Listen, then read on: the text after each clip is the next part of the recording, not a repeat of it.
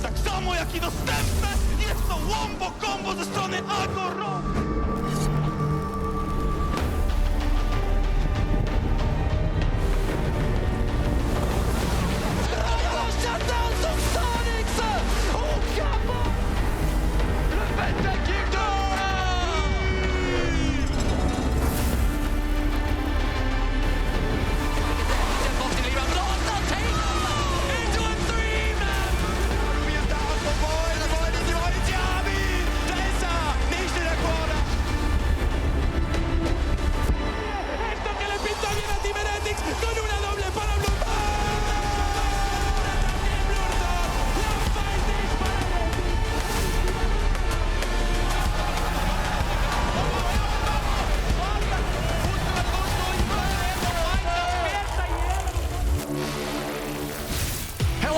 Welcome to day 4 of the Amazon European Masters knockout stage live from Berlin. Today is the last day of quarterfinals where Prime League champions Unicorns of Love Sexy Edition will take on Superliga champions Heretics. My name is Alexandre Asharam-Maya, I'm your host, and it's with great pleasure that I can welcome once again the queen from Superliga itself, Noah, and a great friend close to my heart, Goldberg. How are you doing, Noah?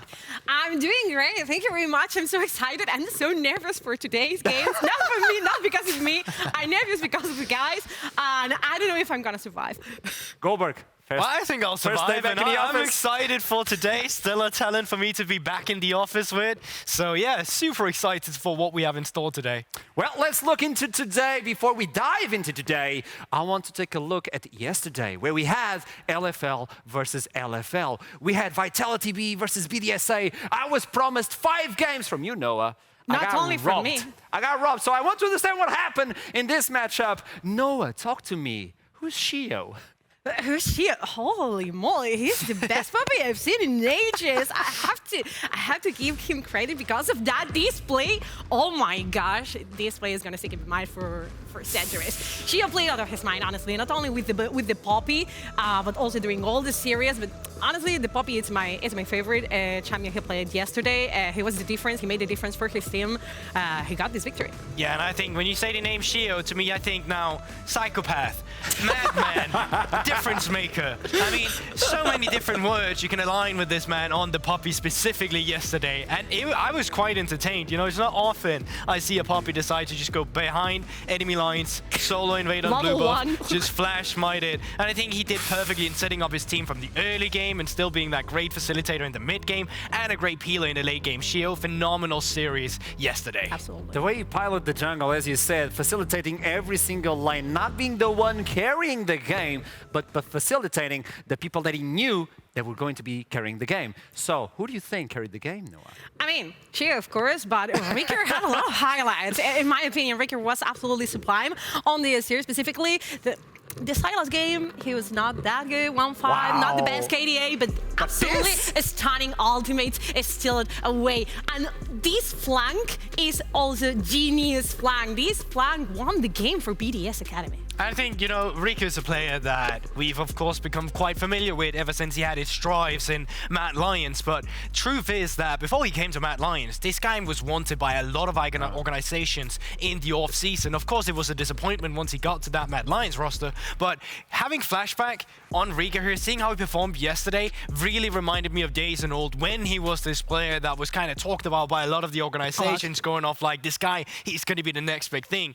Obviously, it wasn't that once, but he got to try it in the LEC, but hopefully for him, this is the next step where he can kind of come back and prove himself once again. It's good to see BDSA playing like this. You have this jungler completely mad at a psychopath, as you said.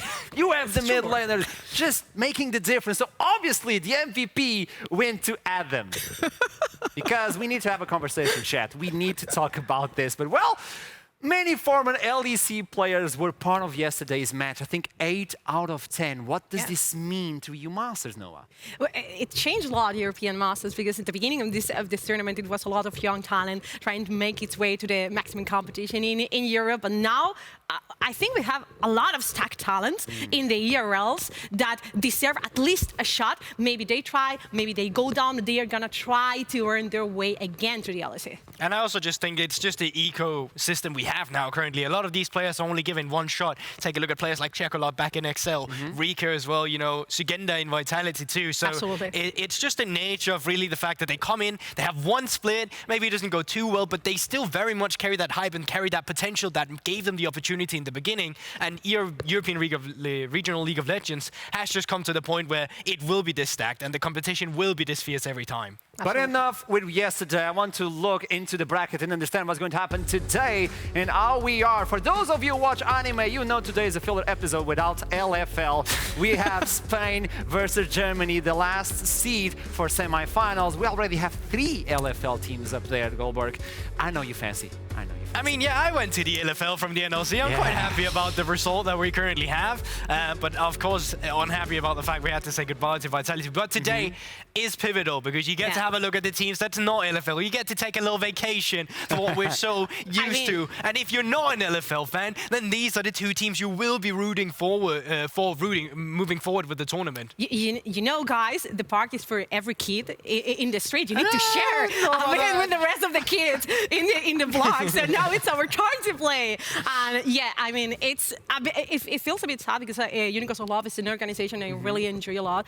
Was it fun from their times in the LCS, in the European LCS. But yeah, today is our time to clash. Not all full teams involved. Before we look into Unicorns, let's meet the Spanish champion to show up because Team Heretics is the last Super League representative in the tournament. To get to know them better, well, let's look at the behind of the scenes and understand how Heretics were formed. Heretics nació sin ninguna inversión detrás, era un proyecto de 3 chavales básicamente, no teníamos nada de dinero, entonces teníamos que ir ascendiendo poco a poco. Yo tenía mi carrera en YouTube y tenía mi audiencia y dije, bueno, pues a través de mi audiencia vamos a crear un club de esports, vamos a hacerlo de una forma un poco diferente y bueno, pues así empezó todo.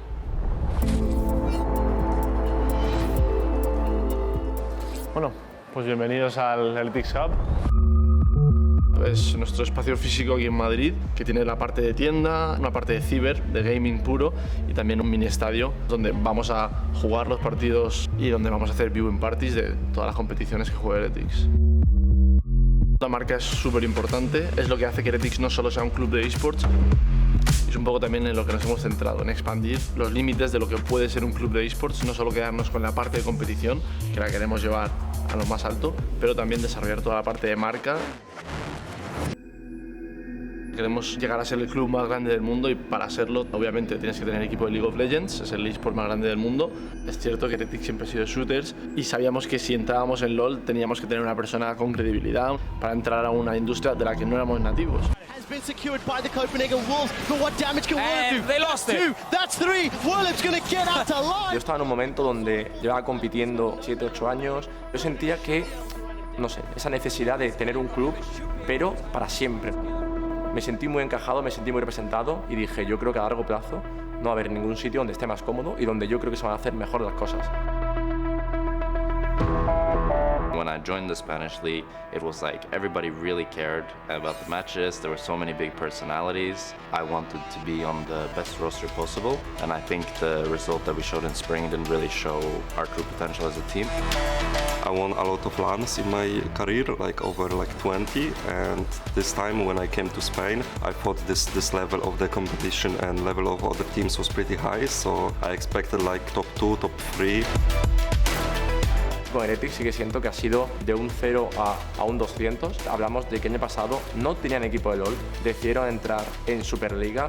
Siempre quisimos entrar en League of Legends, entramos en segunda división, ganamos la segunda división, pero perdimos el up and down. Luego volvimos a intentar entrar en Superliga uniéndonos a G2, hicimos G2 Heretics, pero no nos sentíamos cómodos del todo porque no era nuestra plaza, no era nuestro proyecto. Así que ya el año pasado decidimos pegar el salto y entrar como nosotros, como Team Heretics. Y la verdad que ha sido la mejor decisión que hemos podido hacer. Está guapo esto, Está guapo. Y lo que mola es que aquí lo que tenemos que poner también es una cámara, ¿sabes? Rollo desde la esquina y pinchar desde el co-stream, ¿sabes? Pinchar esto. De cabeza, cuando pinchemos se vuelva loca la gente. El capitán Jackspektra. It felt pretty surreal when it happened, and being in front of like a live audience of so many people was really crazy. Es como verme a mí un poco en el pasado, ¿no? Ver a jugadores, pues alguno lleva ya más tiempo, otro menos. Me da alegría ver a la gente hacer lo mismo que hacía yo. I was quite excited. I felt like the adrenaline kind of took me over. Here it was majority Giants fans, and I don't know, something about it for me is like really satisfying about like shutting the crowd up, and I really enjoy that feeling, I guess. Jackspektra! ¡Esto que no le va a dar a nadie! ¡Esto que le pinta bien a Team Heretics con una doble para bluerzor! La final era contra un equipo que, bueno, por nombres tenía que haber ganado la liga, tenía mucho más experiencia en stage, pero al final el equipo ha trabajado esta temporada increíble y se merecen ser campeones, vamos. ¡Tenemos nuevo campeón de la Superliga! ¡Heretics llega a su... It feels very euphoric, absolutely. But at the same time, it kind of felt natural. Like, I think this team already had great players in them. I think Heretics had the resources to be able to do great things. We understand each other really well, so here it's like more like a family for me. Thanks to you guys, I also won Coach of the Split. So I'm going to have this ceremony, so I really want to thank you guys for that as well. Like how easy you made it for me in that regard. I'm really grateful for all the work that my teammates put in and how far we were able to get, and I hope we can replicate it in any Masters. 2-0 para Heretics, que empieza con muy buen pie el European Masters. Bueno, la verdad que ha sido un aprendizaje, pero es que la narrativa no ha podido ser mejor. Es decir, hemos salido campeones de España y ahora estamos representando a nuestro país en el European Master. We were just like so focused on just like improving and running for the title that it didn't really sink in yet when it actually happened, when we were confirmed like as the first Spanish team for EU Masters. Yo he tenido muy buena experiencia con European Masters. Ya no estás jugando en casa, no estás jugando en España, sino que de repente juegas contra los mejores, juegas contra leyendas de otros países. La última European Masters que yo jugué también la ganamos, entonces eso para mí me representa un montonazo. La gente sabe la competitividad que hay entre España y otros países y joder, poder representar a España y poder ser el equipo que está llegando más lejos, para nosotros es un honor y una responsabilidad. Entonces sí que esa responsabilidad yo creo que la sienten los jugadores y la sentimos todos, de intentar dejar a la Liga Española en la mejor posición posible. Lo que se ha hecho hasta el día de hoy te da a entender cómo de en serio vamos. Hemos ganado la final de la Superliga, estamos ahora en European Masters y además hemos entrado a la LEC. La verdad, yo creo que es el mejor comienzo que puede tener un club entrando al LoL y para mí es pues, un mensaje muy claro de que al final Heretics venimos aquí a intentar ganar, pero a pasarlo bien. The way the Spanish community lives League of Legends, it is beautiful, Noah, and you've been part of it for a long time. So how important it is for Heretics this season to show up, because they're going for LEC as well. Yeah, definitely, and that was, they went all big. This is their perfect chance to engage with the international community, to engage to the international fans, because they have a huge fan base in Spain already, but now they are aiming for the LEC. It's not enough with the Spanish community. You need fans, and you know what people love the most? Winners. And I think it makes a lot of sense as well. When you take a look at the region, unfortunately, Super League haven't won in a while. The last time they were in a final was 2019, and the last time they won a title was in 2018, which is, you know, is getting really far away. It's okay, maybe this is the time, right? No, it's not. And I think there's a lot of expectation as well. Coming in as the team that might become an LEC team next time around, this is also an opportunity for the players to be like, you know what, we're going to try them out, we're going to see what sticks, we're going to see what kind of improvements we're looking for. So for the region, for Heretics specifically, they're looking to make a long run, really, just to solidify their legacy before joining into the LEC. It's not going to be easy, and they've faced several ordeals, let's be honest. Yeah. Something that usually changes in the teams is players, and we constantly highlight that. But when it's a coach, we never highlight that. So tell me about Jivas. I know Jivas. I worked with him for a long time, by the way. I love him. So tell me what changed with his arrival. I really don't know. I would say that it's the way he manages the team or something, because only two changes were made in Heretics between spring and summer. The top laner, Ivo, came from Universal Love Sex Edition, by the way, and Jivas came from Rebels in second division, in Superliga second division. And suddenly the team, the dynamics were so different. They fitted way better. They engaged into the summer split way better. And in the best of fives, I would say the preparation was way better as well. And that time was where they shined the most. I think it's really interesting as well, a player for me that's been pivotal, because a lot of players will look, or people will look at Jackspektra and be like, this is the big name and this is the big carry. But there's another player for me that really facilitates it. I actually think bluerzor in the jungle has been phenomenal for this roster as well. Just taking a look at the early jungle pathing he usually brings, like, he will solo track the enemy jungler. In this play already, entire enemy red side is on wards, and that's just by bluerzor alone, setting up first blood. You can look at the first blood percentage from this jungle as well in groups. 67% is no feed, and he's just so aggressive. He loves to be the one who's counter jungling. He loves to be the one being facilitated in the early game. You see it on the skirmishes. You see it on the way that this early game is then bridged into the mid to late game. Then where these big names can show up, like Jackspektra as well, that we so often talk about. So this is the champion, not the champion, but this is the player we should be looking out the most for today, no?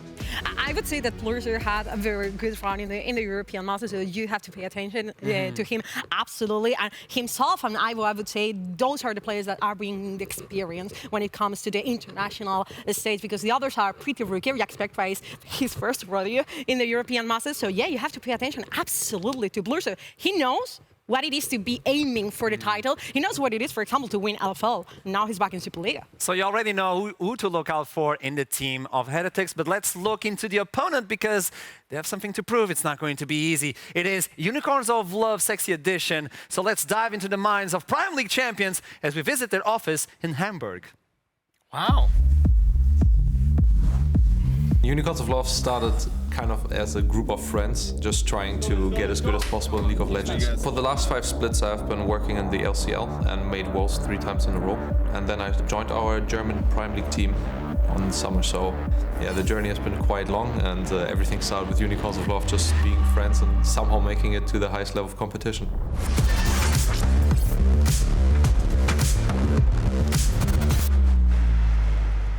I think there are too many brands that are just calling themselves like serious gaming, ultra gaming, mega gaming, you know, professional e-gaming. We always just had fun. So when we started, we wanted to have a name that if you lose to it, you know, it's like, oh, we lost against Unicorns of Love, and then you know, kind of have this kind of, oh my god. Because in the end, it doesn't matter how you're called or like where you're coming from or like what you're doing.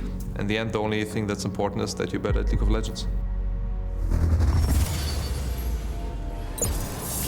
About this game, I don't want that. I don't want random fights. I don't want random Rumbles ultimate on like Sinzal's shit. I want win conditions. I think it was probably one of my best seasons, maybe my best. I have to give credits to Sheepy. I think he coached me really well. I think he really showed me what I need to improve on and what my mistakes are. He brings everyone together and we play one style of League of Legends. It's not like we play 5 individual players and we try to like somehow like make it work. I think Sheepy's role overall is like really important for the team, because he just gives like guidance and like sets goals always, and we have like a clear structure and how we want to play, how we want to practice and so on. My personal focus in coaching is not so much on gaining achievements or winning something specific. It's more about playing good League of Legends, because everything else leads towards satisfaction anyway. Like either you play good League of Legends, you get beaten by an extremely strong team and you can learn something, and eventually speaking you get better and be one of the best teams. So even if we go into the finals or semi-finals, the focus was always about how well can we perform and how well are we prepared.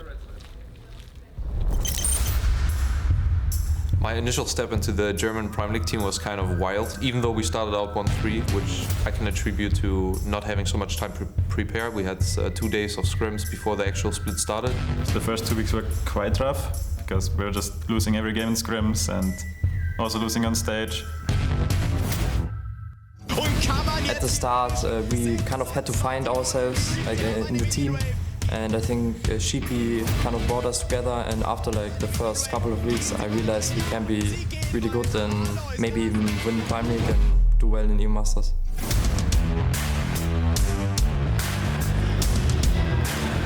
Well, once we won the semi-finals, we knew that we were going to an offline event in the Berlin arena. Everybody was very, very excited. I mean, the offline events is one of the parts what you're living for as an esports pro, and we had so many fans there as well, so it was just amazing going there. 1 or 2 weeks leading up to the final, we were like always playing with white noise and like crowd noises in like our background, and Ruby was always like, it's so loud. And I'm like, it's gonna be way louder on stage. Yeah, I heard before crowd can be noisy. but it was really nice to hear the crowd screaming or shouting or clapping. We had some people that didn't play the offline event, and I know they will have nerves going on stage, so I wanted to minimize that as much as possible. And it really showed. I think we had 0 nerves, and we just roll over Schalke 4. Takes it mit dabei und Shiganari mit dem Nami. Jetzt ist Unicorns und bleibt in der Sex-Series. Kind of just finished the regular split with 15 wins in a row, which is a new Prime League record, which is nice. There was like, after we killed the Nexus, there was like 2 seconds, I looked over, and it kind of felt like silence. I was like, oh, we won? And then Lurox jumped up, shouted, yeah! And then I realized, oh yeah, it's time.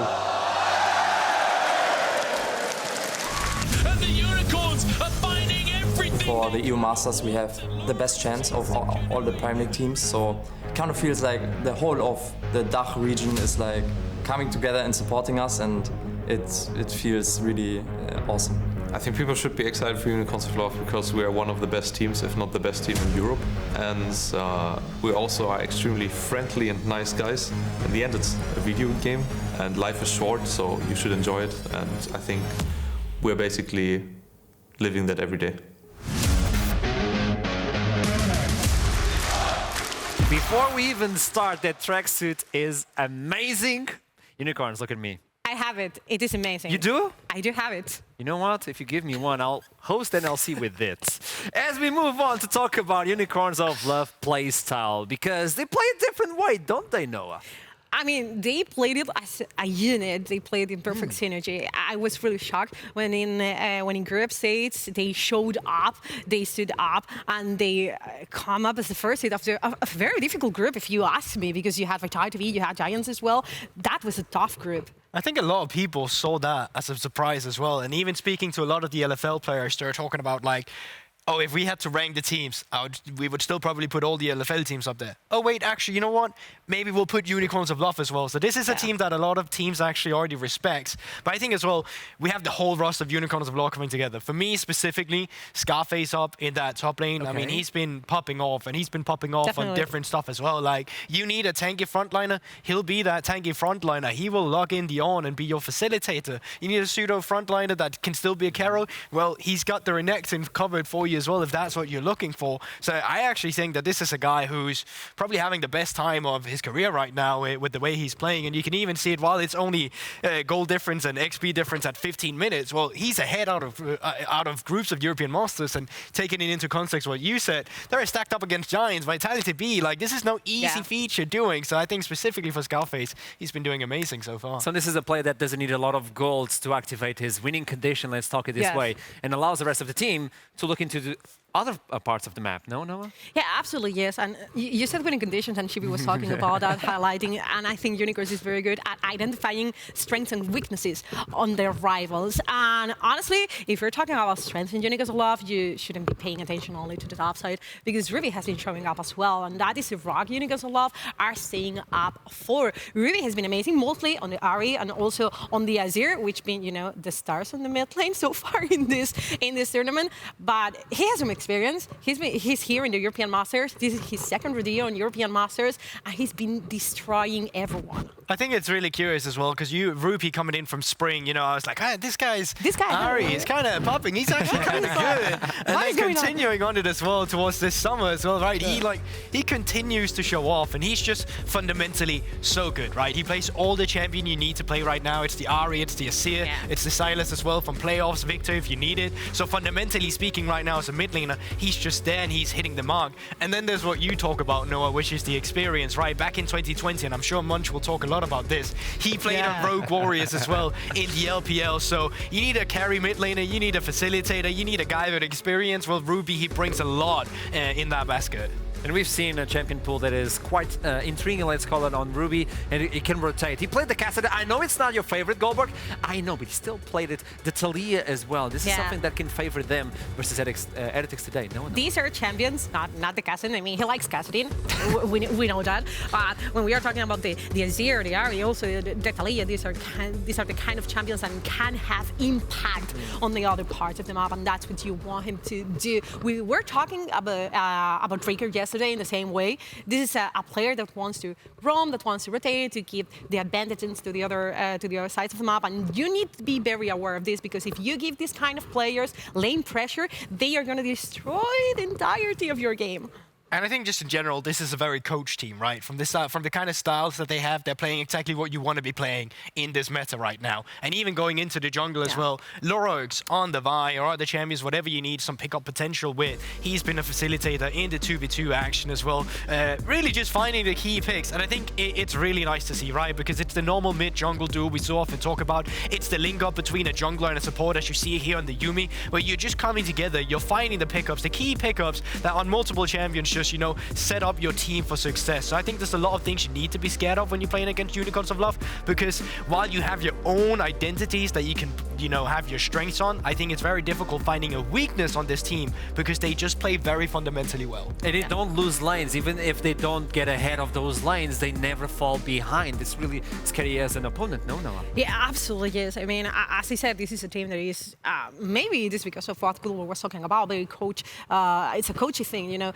They are very good at identifying their own strengths as well. So yeah, maybe the only way to defeat Unicorns of Love is just be better than them lane by lane. I think, but this is something, for example, that happens a lot with the LFL teams. They are just rolling over in every lane. If I may, Noah, I'm getting a lot of love from Unicorns. You guys seem to be inclined towards Unicorns. So I want predictions right now. I want to know, who do you believe is going to win today? And Noah, look me in the eyes. No. It's Super League's last chance. Tell me. Don't tell it to me. Don't say it to Tell me, who's going to win? I'm predicting all the time. I'm playing my black magic in here, and you know, guys are gonna try to mess my ritual, my dark ritual. Okay. But I'm gonna say Unicorns of Love is gonna win 3-1. I'm trying to do something in here. I'll move on. I'm not judging. Goldberg, what about you? You know, me being very cultured in Spanish apparently now, He's gonna mess with my ritual. Yep, well, we have a saying. Well, al pan pan y al vino vino. So I'm going for a 3-2 for Heretics here. I believe in it. I'll be the front runners and say, Super League, this is your time to come back and shine, and maybe just mess with her prediction a little bit. He's trying to jinx me. He's trying to jinx me. So you're from LFL and you're predicting Super League, while you're from Super League and you're predicting there's no LFL team today, is there? Touché. Yeah. I like the way you think. Well, I'll give my prediction. I've worked with Jivas for a long time. I love the man, so we go way back. So that's why I'm going to say 3-0 clean sweep for Unicorns of Love. There you go, easy peasy. Without further ado, I want to toss it to the casters. I want to know their own predictions. It's on to Munchables and Jamada. Take it away, boys. Thank you so much, Artrom. Yes, here we are at the caster desk, ready for your Amazon LFL Masters schedule break. Yes. As we finally have a quarterfinal that doesn't include the LFL. I'm Munch, joined by Jamada, the Brickcast here on your screen. We've returned, and man, it's so great. Not only is my first cast here in the LEC studio, but it's the bring it in. We get to do it. And unfortunately, we should have had orcs here as well. There should have been orcs stood right here about yay high between the two of us. But, you know, flights in Europe right now, not a friendly thing to have to deal with. So, unfortunately, just be the two of us. But still, it's going to be a banger. And so I want to return to Artrom's conversation there. Who are you predicting today, Jamal? You know what? I actually agree with both Noah and Goldberg's predictions. In the sense of, if Heretics win, it's a 3-2. If Unicorns win, I can see it being a 3-1. Okay. I'm very much more inclined to see Unicorns win here today, though. I do think they are the much stronger looking team comparatively to Heretics right now. I think that LVP as a region just hasn't been looking up to the same level as it has in the past. And Unicorns just come across as like an LFL light team. In the sense of, they just kind of win. They haven't really been losing much recently. They bring a lot of that just whack, you know. Yeah. They bring a lot of power in the way that they play. And I mean, we got to cast them playing against Vitality as well, right? An LFL team, and we got to see what they were bringing to the table. the first round robin matchup was not close, right? Vitality B, they tried to play to their very usual win conditions, right? Funnel a lot of resources into Sagenda. However, Lurox had other ideas for the bottom side of the map, which involved Jeskel not playing League of Legends very much. And I wonder if we're going to see some kind of repeat here, because Lurox is playing into a AD carry who very often gets played for in Jackspektra on Heretics. So I'm kind of curious to see how the priorities will be in terms of not just draft, but also where the actual focus and resources will get funneled into. Also, when you think about the fact that Aibo, quite often the weak side top laner, right, but also one of the most experienced top laners in the entirety of EU Masters. In fact, not even just top laners, he is the most experienced player. He has played the most games of EU Masters out of anyone in any of the tournaments ever. He's been here the most. He's been here a while, but he's up against his old team. He's literally up against the team that he played on in EU Masters in spring. So I'm keeping a weather eye on that top lane as well. Let's look at the bans, though, as we're already into draft here, Jamada. We've got a Draven and a Caitlyn ban. You said Jackspektra was going to be focused in game. He's getting focused before the game even starts. Yeah, Team Heretics, they love to give a lot of resources to Jackspektra. It's kind of just their bread and butter. I think as well, mid lane bluerzor has really been like making sure that it's been very comfortable that even when Zwyroo was being very heavily focused, he's always around to pick up the pieces. And honestly, I think we was on the cast together, perhaps where it was just constant 1-for-1s because Zwyroo was playing the 2v1 in the jungle spectacularly. Aphelios even gets banned away now. And this is just screaming to me Unicorn's first pick at AD. I don't know what it's going to be. With Draven, Caitlyn both gone, Aphelios, all the hyper carries gone. Zeri's kind of dead on this patch. It's 12-16, remember? You're probably just looking at Kalista. I think is probably the most viable first pick here. Well, there it is. Right. You've called it, Jamada. Absolute profit here next to me on the desk. So now over to Heretics, because you get your first pick of junglers, right? I feel like that's the way that they've got to go. Yes, Poppy. Really good at stopping Kalista from playing League of Legends. Press steadfast presence on top of her, and she can no longer use her martial poise, so wouldn't be too surprised to see this one come out. And Shio as well yesterday had an absolutely fantastic performance on that pick. He was absolutely dominating everybody. And Jackspektra still has the Lucian available to him, so we can anticipate that Nami's going to come in on R3. And now you probably look towards Unicorns, looking for a jungler. Trundle's up and available. It's okay, of course, 1-to-1 into the Poppy. It's more about what it can provide for the rest of the team composition, though. So I'm looking towards that Trundle, and maybe we get a Kalista support here, but I feel like maybe you want to try and hold on to it for as long as possible. We'll have to see. I will say Wukong, the most played jungler for both of these junglers across the course of this split, but the Amumu going to be locked in. I was hoping deep down we might see a little bit of Soraka alongside that Kalista, a little bit of rogue magic that we saw at the LEC finals. No, the Amumu, the hard engaged support going to come on through for the side of Unicorns, and clearly already focusing on that bottom side. Now, you'd anticipate a jungler to come on through here, but I like this Sejuani because it means that you have a bit of flexibility, right? That could still go up to the top. That could still set up for a really strong 2v2 on the top side as well. If all else fails on the bottom side and you can't win out on the 2v2, you might be able to rely on a very strong top side 2v2 instead. There's the Nami as we expected. So Team Heretics now at this point, what do you really want to go towards? Because you're kind of looking at potentially, you know, the same positions on both sides. So do you just go towards two mid bans, pick up a pick for Zwyroo that's really comfortable for him on R4? I feel like that's maybe the safest thing to do when you're looking at Sejuani potentially being a flex. And as for Unicorns, I feel like it's more or less probably Aibo's champion pool, but they're actually going to focus towards the middle lane with the Silas. I suppose technically still a flex pick. Yeah, removing that Silas. I mean, Ahri available as well, which I think Ahri has been a very comfortable pick for Heretics across the course of the year.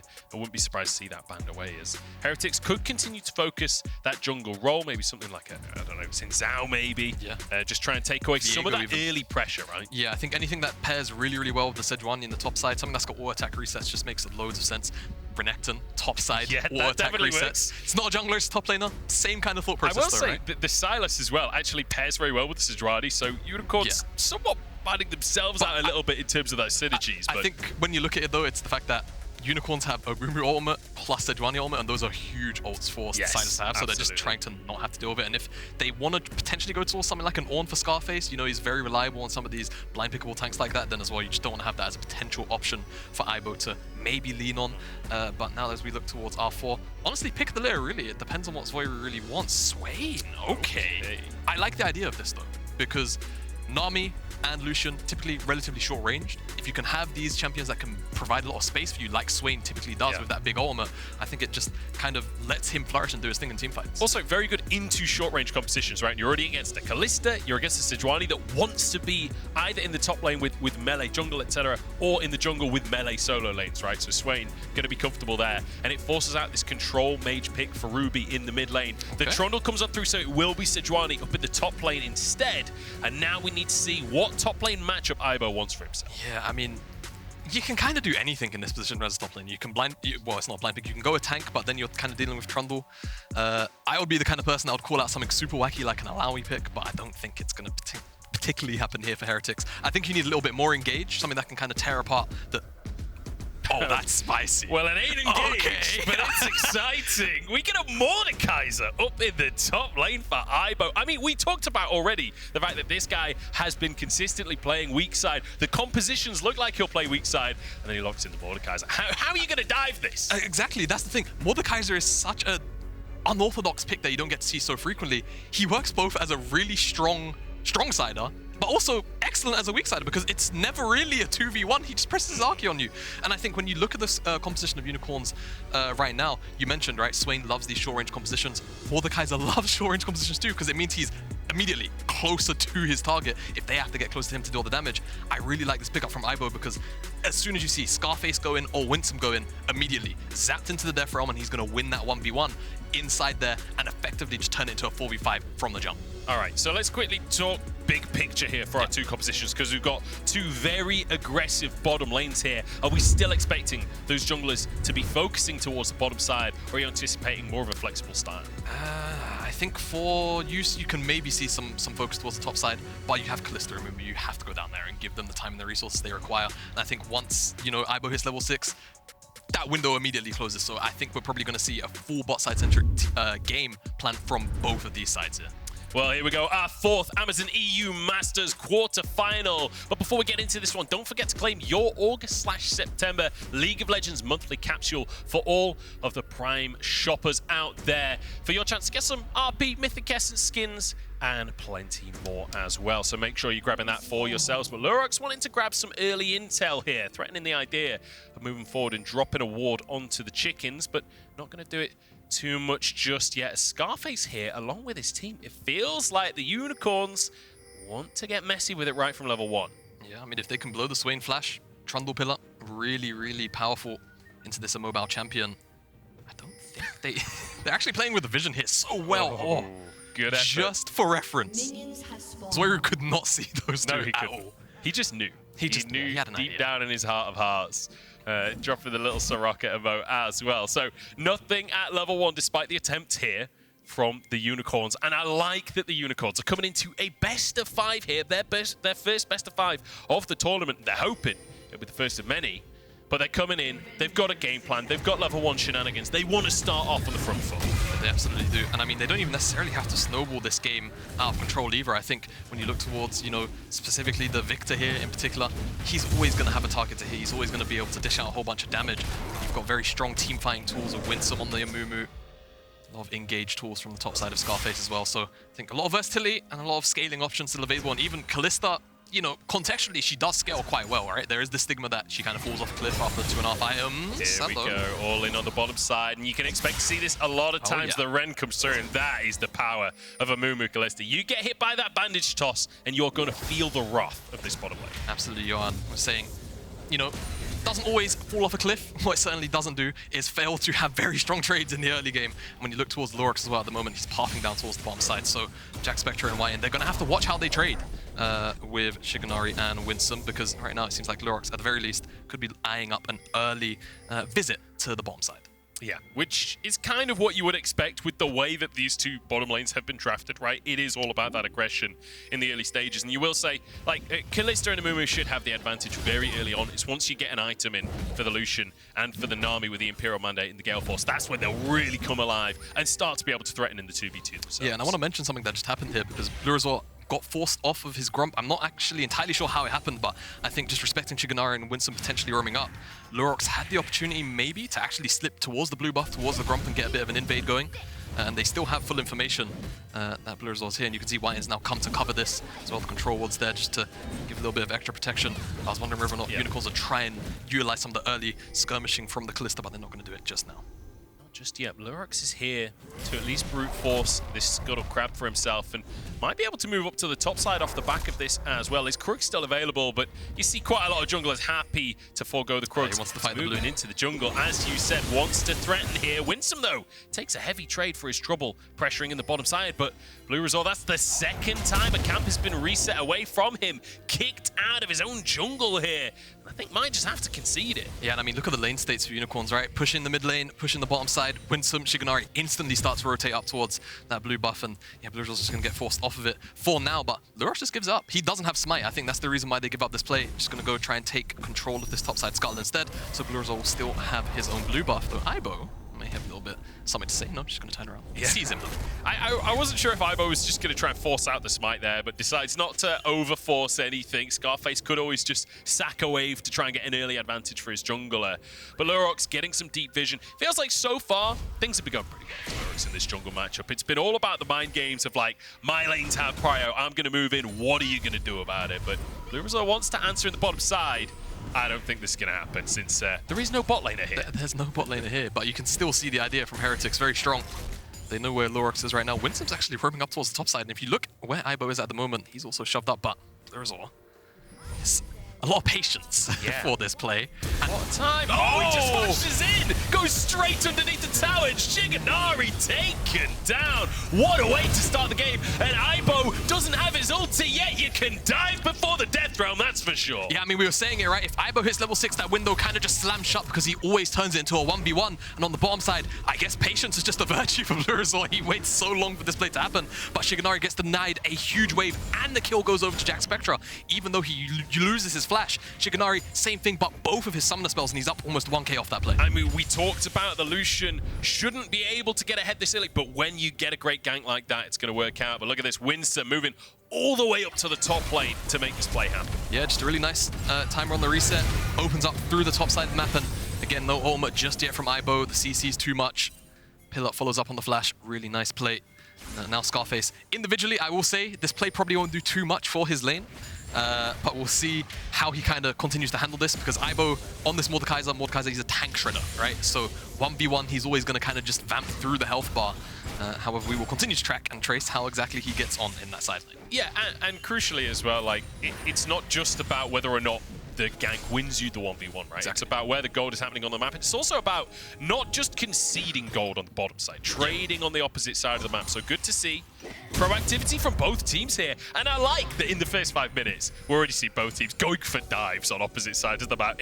I feel like that's a good way to set a precedent for what's to be expected in this series.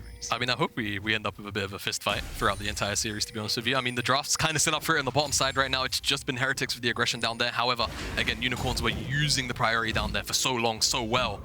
And I expect they will continue to do that. Cloud Dragon's first, which makes me sad because it means no Cloud Soul. We all know I'm the head of the church state. The EU Atlas. Yeah, I'm the EU Atlas, apparently.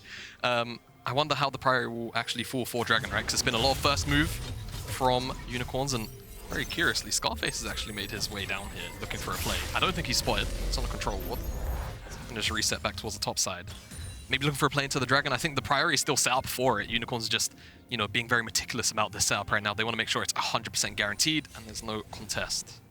Yeah, kind of weird one. Lurox gonna just sneak through the mid lane. I don't think he got spotted. Oh, the minion just ran past the cannon just to spy him out. I mean, if there's one thing you can say for Heretics in terms of their prep, at least they've trained their minions well to scout out enemy players for them. As their priority finally achieved. Oh, Chaos Storm in the mid lane, and that's going to be healed. Forced out from Zwyroo. Huge damage from the Chaos Storm as well. 150 left. And, you know, Swain, one of these champions that he's been picked for the team fight, right? But in the isolated lane against Viktor, it's never going to be fun. But I think also Ruby's just getting the better half of this matchup in general, right? I think he's just playing it really, really well individually. The lane's being very quiet. Oh, Scorch even procs a little bit to bring Zwyroo below 100 HP. I've seen Ruby flash for those. Oh, I have as well. And like Goldberg was talking about it. I cast Ruby back in 2020 in the China, in the LPL in China, and he was on Rogue Warriors. He was actually a more passive player by LPL standards. But very much known for his Azir, for his Viktor. So you know that this guy extremely proficient on the pick. whiteinn, I don't think quite spotted that ward, or perhaps just going to go back to that one after helping clear this wave, find priority. You mentioned that first Drake, but neither team seems particularly interested, and forget the Drake, because Herald now onto the map, and I feel like that has to be the priority. You see Jackspektra and whiteinn starting to move up. Yeah, but this is also where Mordekaiser's pick also shines if he's still on the top side of the map. You can always just take away Lurox in the skirmish, and all of a sudden there's no smite for the Herald. There's question mark pings coming down, but the issue is when you take a look at the minimap at the moment, it's pretty much just first move from Jackspektra whiteinn.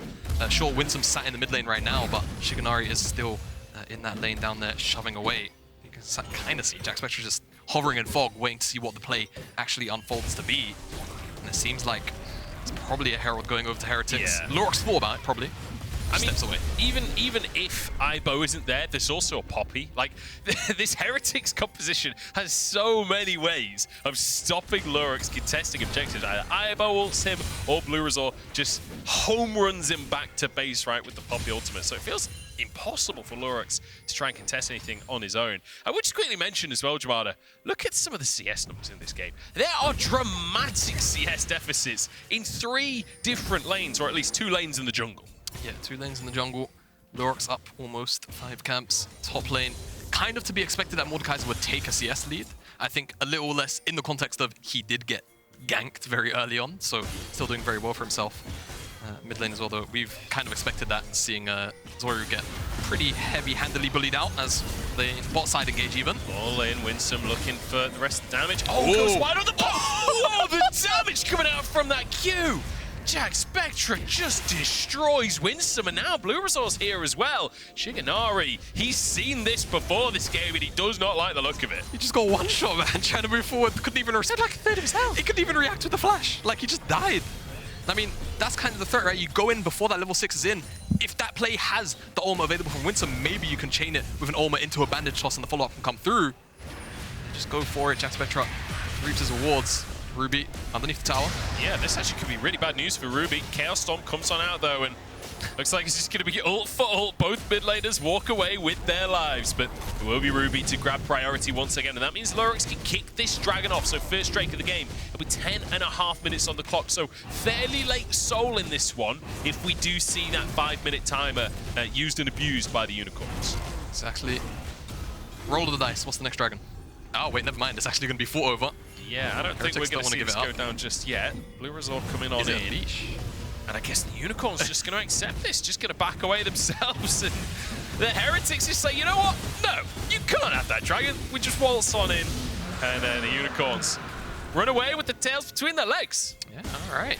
Unicorn's paying a lot of respect here to Heretics as they come back for the reset. And I mean, Jackspektra did have the Gale Force, so he's very much on spike and ready to fight. Look at him, 10 CS up, 2 kills, Gale Force, as you say, already there. He is terrifying, and now the Herald comes down.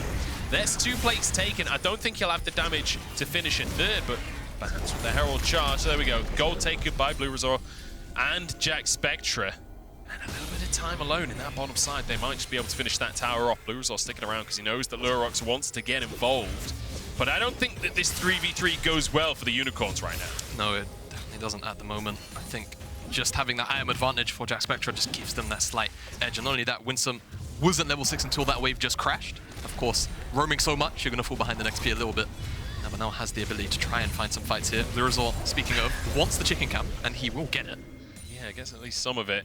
I feel like that was bluerzor getting a bit of revenge for what happened at level 3, right? We saw Lurox just walking into his jungle trying to bully him out, and now bluerzor, with a bit of help from whiteinn, gets some revenge. But Lurox still going to have a tremendous CS advantage in the jungle, getting another Scuttle Crab for himself, wanting to move in for some chickens too. Yeah, we'll be able to pick that one up. Oh, Shiganari. Taste damage. Shiganari, one shot. Oh! I thought he'd escape with his life there, but one more hit takes it in the end. And Jackspektra, the hat trick already at 12 minutes. He's here to show up in the quarters. Very happy to just take on that fight. I mean, you have the Gale Force, you have the additional dash, you have the gap closed to ensure that Shiganari can never really get away from this. Now it will just be first tower on top of that.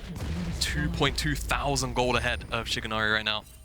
So damn strong. That's brutal. That is very brutal. We're 12 minutes in, the man is 2,500 gold up against his lane opponent, and the lane opponent is playing Kalista. And let's not even forget the context of the draft, how this happened. 3 AD bans into Kalista first pick, and Jackspektra just said, yeah, all right, sure, we'll Lucian Nami this. And they're absolutely dominating the bottom side, despite all of the initial, like, sort of first 3-4 levels of pressure that came in from Winsome and Shiganari.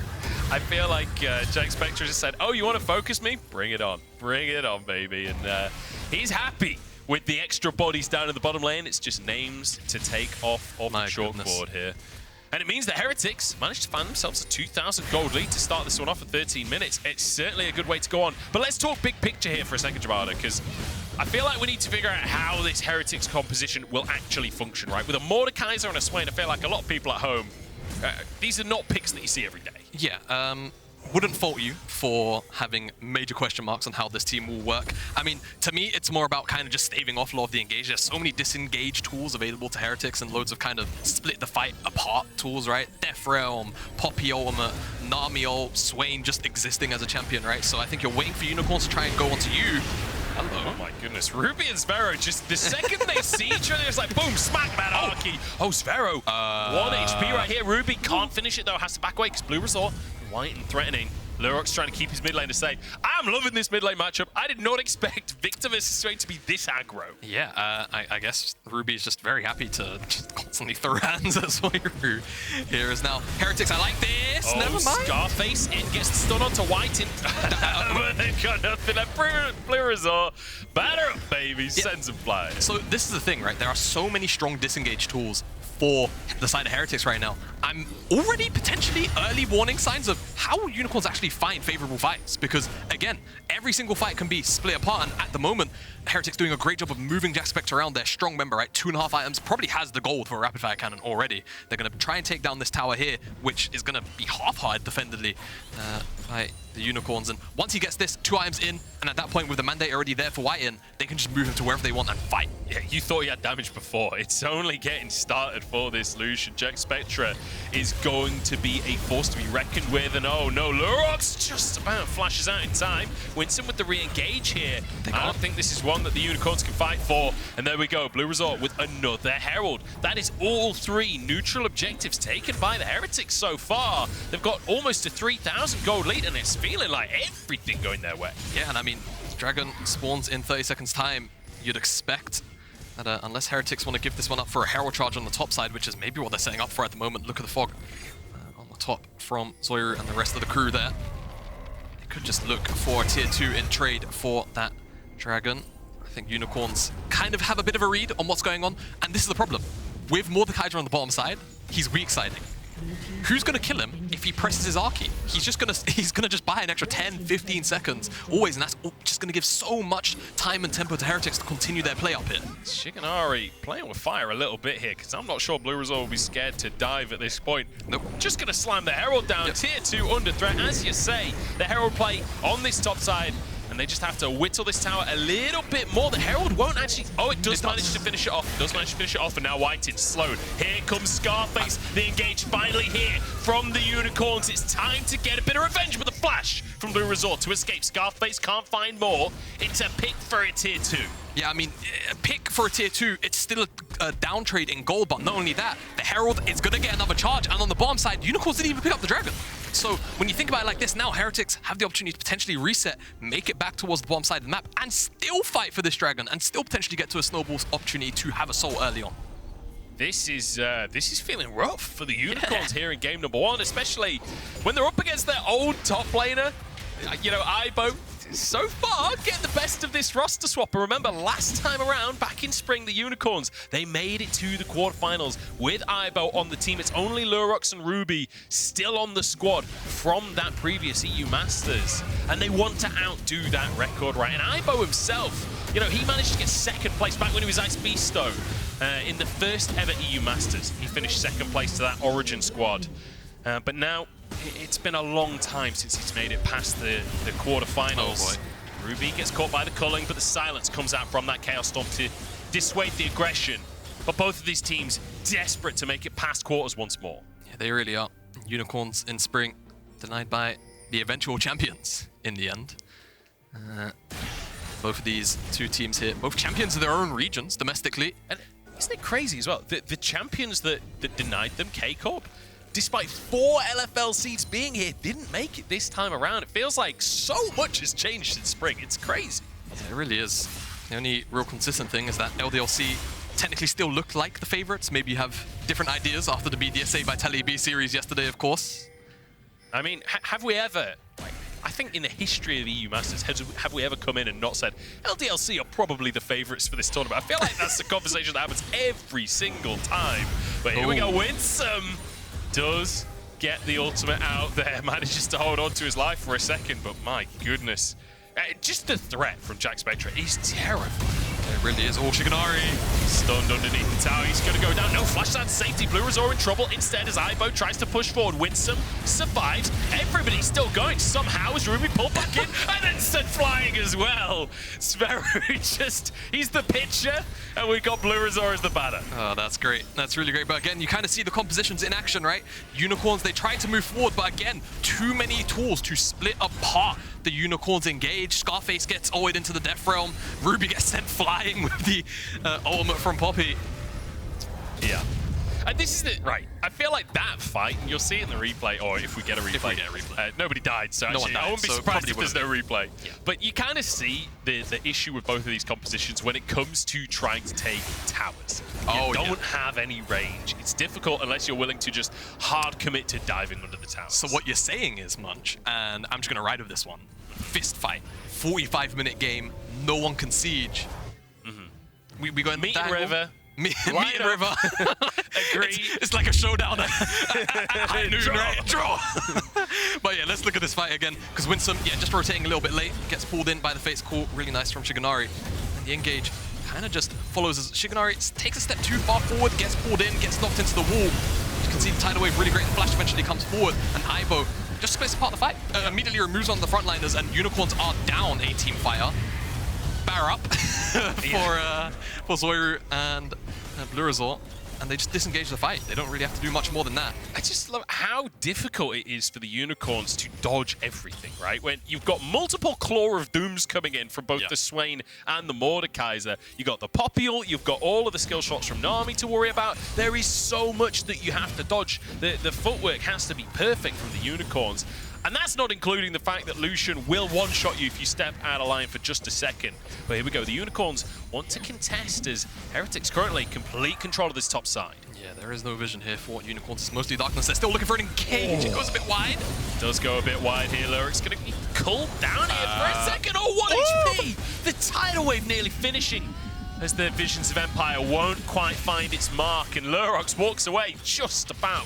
The skin of his teeth here. But Heretics continue to control the Baron area. Yeah, they can just threaten this. Lurox just got chunked out. He's got to go back to base. And again, if Unicorns walk in, sure, there's no Nami ultimate, but that ultimate from bluerzor is still there. Ibo can just ultimate away the highest value target. The Claw of Doom does land. Scarface flashes out. He's in the death realm. He's stuck against the wall. He can't go anywhere. And Ibo finds the perfect 1v1 and then gets a bonus on top. Shiganari saves his support, but he's on the wrong side of the plate. He can't move back in. And here comes the cavalry as bluerzor tries to find the engage. Winsome survives. bluerzor actually goes down instead.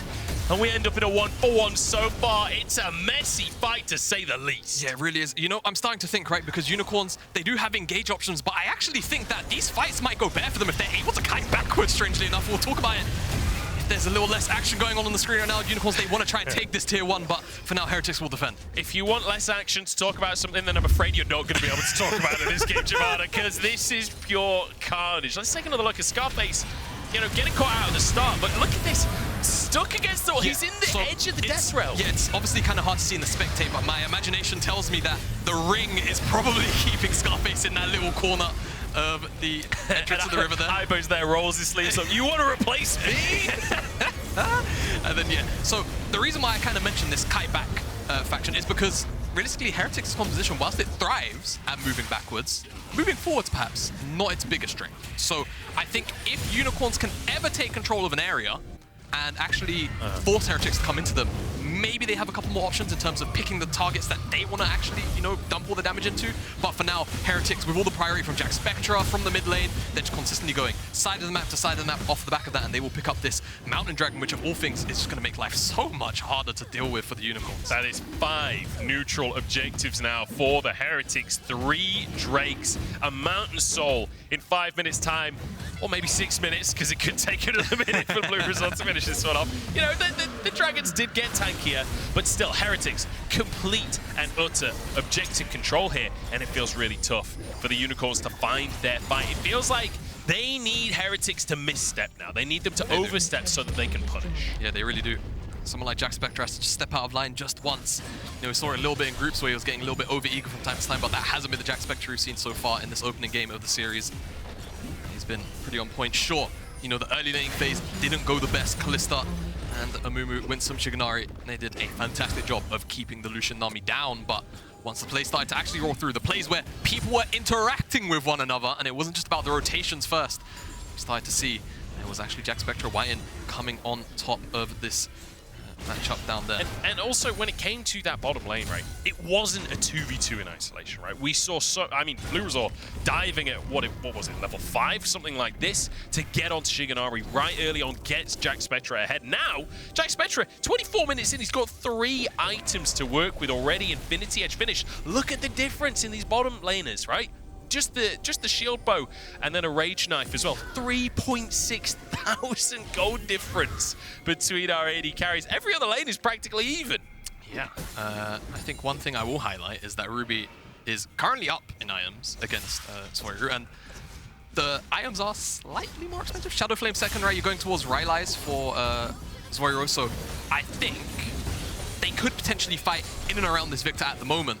My only real concern is, will they be able to blow up the Lucian before he blows somebody else up on their side of the team? So I think as Heretics continues to play out this, you know, mid lane priority into just go to the side of the map you want control of, we're going to see Unicorns continue to struggle. And again, I think if they could get in front of an objective first, yeah, there is an opportunity for them to win the fight, because Heretics moving forward with this team composition is a little less threatening, shall we say, compared to being in front first, being able to go, all right, we're going to tidal wave this choke point, we're going to just immediately take away somebody in the death realm that's gone forward first on Unicorn's side. Oh no! He has to lose somewhere. Yeah, he can dominate bottom lane, he can dominate the mid-game skirmishes, but he can't quite dominate the red buff. There we go, finally taken with the help of whiteinn here. And I'm just impressed by Jackspektra so far today.